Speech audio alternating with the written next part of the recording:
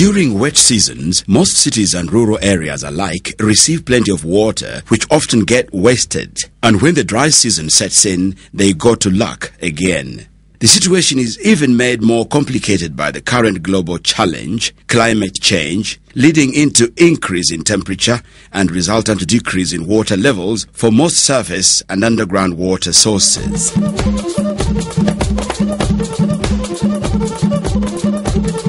Bulasana village and its trading center in Lwengo sub-county, Masaka district, has battled the shortage of clean water in their area for years. The entire village fetches water from only 2 shallow wells fed by contaminated water from upstream during rainy seasons.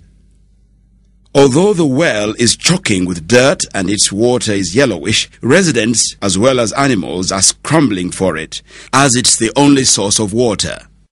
According to Issa Mutawe, fetching water on a bicycle, the water problem here is really pathetic. The source of clean water is relatively a longer distance away from Bulasana Trading Center, and so they have to resort to this. And he tells us this water source has not come without a cost. The young and old have been falling sick from waterborne diseases on a daily basis. Water is not only contaminated, but it has also become a rare commodity. Tugateka ko sente ne tupangisa pichi ne tuiwamo mafuta ne bagenda mu kisenyi eyo ebayita mu kachinga ne batuletera amazi bukiruma tukigula sinji 5 kubanga abantu balwala ngati wali chakola kuba buntu abatalina sente zigula amazi gali malunje kusobola kumufuna sinji 5 tugenda ulo obutalina busobozi tuyina sente zikola ki zigula kidomola kya amazi kya 5 kuba wasuzo yagala kawunga ate tuyina na sente zigula amazi no se nawo no fumbako. While they would be using their hard-earned cash to do other important income-generating activities, it is wasted on hospital bills, thereby draining their pockets and increasing poverty.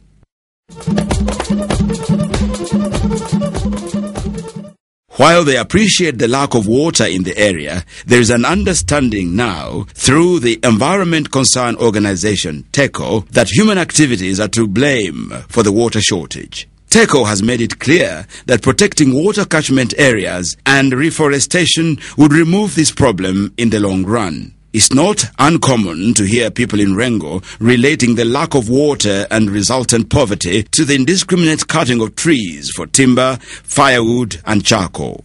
This well, from which Hadija Nampija is fetching water, is referred to as Ilumirabana, meaning a well that swallows children, a name it got after a child allegedly drowned here. As dirty as it looks, she uses it for cooking and drinking. With this kind of water, it's almost miraculous that some people are still surviving under such conditions. Ebbula ly'amazzi lintawaanya olw'okuba nti nemerwa emirimu gy'okkola ng'ogenda okwerimirako nenkera ate ku luzzi ogenda ogasako eyeewala.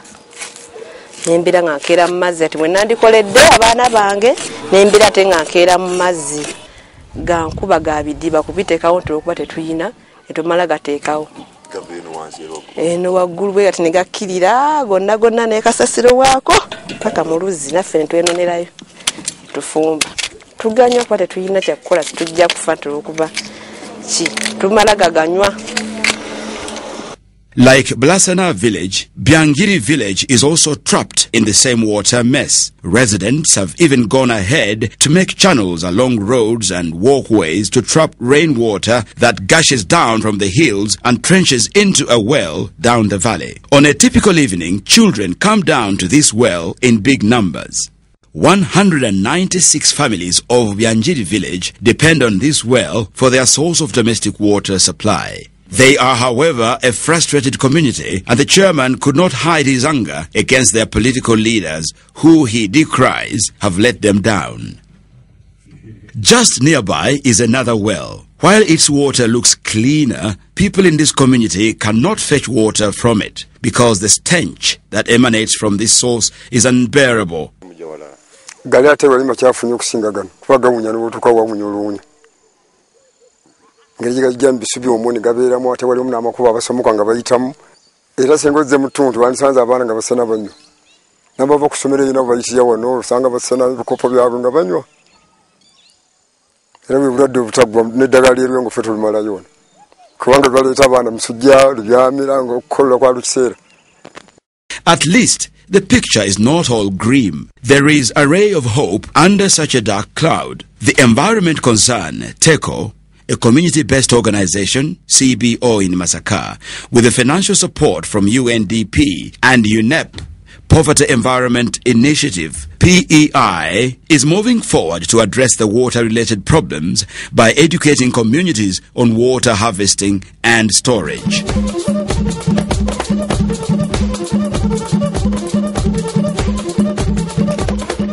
The project, implemented by Government of Uganda through NEMA, has also initiated low-cost, simple-to-deploy and maintain water harvesting techniques intended to enhance the community's drinking water supplies and small agricultural production.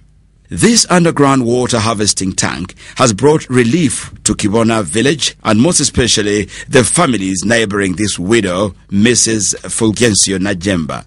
But just how does it work? Rainwater is collected from the roof of her house and channeled to an underground tank capable of serving an entire village for months in a dry spell. A wire mesh fence has been constructed around the tank to ensure safety of children. A simple but highly effective water pump is used to pump water from underground. The mechanism involves pedaling this pump and in the process water gushes out. Nali nsena amazzi ku luzzi nga ga bidiba nga ebinya tusima bisime nga mutusena amazzi naye nenfuna omukisa abannema ne bansimira oluzzi wano mu maka gange ag'omugenzi Matayo Senkindu naye nga amazzi ago sikakozesa nze nzekka twakozesa ebyalo bimeka bisatu nga amazzi ago gabeera amatono nsigala okuwa bannanga amazzi ag'okunywa nga amalala tugasenere ku bidaba byaffe naye nga amazzi ag'okunywa amayonjo tugafuna awo era gatuyambye kinene nnyo kubanga nga abantu kati banneesimiramu nnyo olw'okuba nti wano wajjawo enkulaakulana eri bwetyo ey'oluzzi. Even in her old age, Najemba ably pedals this pump every day, and in so doing, she relaxes her muscles on this daily exercise, which yields into clean and palatable water. This water has helped her children to remain healthy, productive, and able to attend school. Water from the harvesting tank is also used for watering the garden nearby, hence additional source of income and supplementary diet. There is an increased hope that other people within the community will eventually learn the new water harvesting techniques from TECO and replicate it in their homes. Well, it's time to find out how all this is actually happening on the ground, and so we head out to visit another family in Lwengo sub-county in Masaka District. Our next stop is the home of Mr. and Mrs. Ruwoza in Kito village, where we are welcomed by Mrs. Jan Ruwoza. We follow our host into the grass-thatched house that serves as protection for her underground water tank. She explains how she puts this tank together. Nakitandika okukyegomba nga mpulira nga waliyo emisomo gibeera mu bitongole buli wamu kale nga tugenda ngenda neneegattako mu misomo naye oluvannyuma ennyo nagendako mu misomo yo Masaka Kaswa biki ebyo naye nga tigimpangula naye nenfuna omusomo ogwali ogwa TECO kale gwanjagazisa okulaba nti gunjija mu kizibu ekyo kubanga nagenda n'ennambula ku nzizi ze bakoze nenzeegomba olumu nalulabako kibona lulala nalulabako kitabyama eyo nga kale aba TECO bazikoze neneegomba neŋŋamba naffe ketuddeyo nkitwale awaka oba nange kyali nnyamba tutandika mpola mpola naffe ne tusima olw'obusobozi bwaffe era ne tukikola tuteekamu ettundubaali eryo nga bwe tuteekako ennyumba okwekuumisa engeri y'abaana bayinza okugwamu n'ebintu ebijja okugwamu. This tank has a capacity of 3,000 litres and it cost the Luwoza family 100,000 shillings, roughly $50 to install it. The Alwoza family is among those that have learnt of the technique from TECO and replicated it in their home. The Executive Director of the National Environment Management Authority, NEMA, Dr. Aryamanya Mugisha, is hopeful that people will eventually get out of their water-related problems as soon as they begin replicating the simple and cheap technology in their homes. Once you have an activity on the ground where people are able to see good results, with time they will be able to replicate. So those two other individuals or families, in addition to the 3 that we supported, those are 5. I'm sure with continued sensitization and them seeing the benefits of taking clean water, reducing on diarrhea diseases and so on, reducing on the distances women and children have to walk to collect water. I'm sure we are going to see more families replicating it. By the way, that area is a water-stressed area. In Antume, life is extremely difficult as she is subjected to walking a long distance in search for water. During rainy seasons, she uses this togero, which is a traditional rainwater harvesting mechanism. Unfortunately, this container can't store large volumes of water.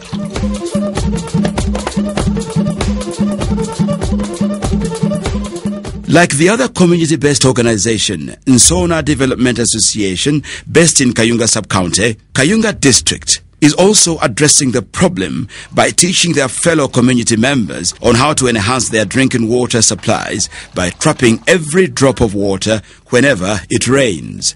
This community has gone even further by training communities on how to construct dams that fill up from runoff water on the ground. Each of these dams can hold a capacity of between 5 to 20,000 litres. Depending on the size and usage, these dams can hold water for several months.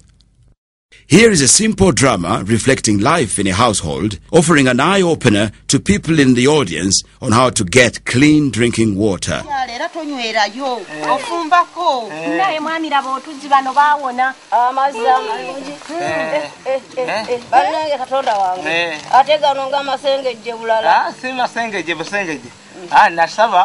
Mukibiina kya TECO kikolagana ne NEMA ne bampa oluzi basiba kunju kuno ne munnaye balungi nze wano anti sigange nzeka abatuuze wano wonna ajja ne mbawa ku mazzi agakyayi birebyo baatwawona. With the help of the UNDP and UNEP Poverty Environment Initiative, PEI, NEMA has intervened in some of these districts in rural Uganda, creating a difference by showing viable examples that when people conserve the environment, they can better their livelihoods. This project has been on the ground for 5 years. Of course, the first few years were used for mobilization, bringing the communities on board, identifying the target groups and so on and so on. Okay? So, 5 years down the road, you have individuals who are replicating the projects on their own. To me, this is very good. If there was none, then I would be getting worried. So what we need to do, therefore, is to build on this achievement so that we can carry out more sensitization. So that more people can come on board.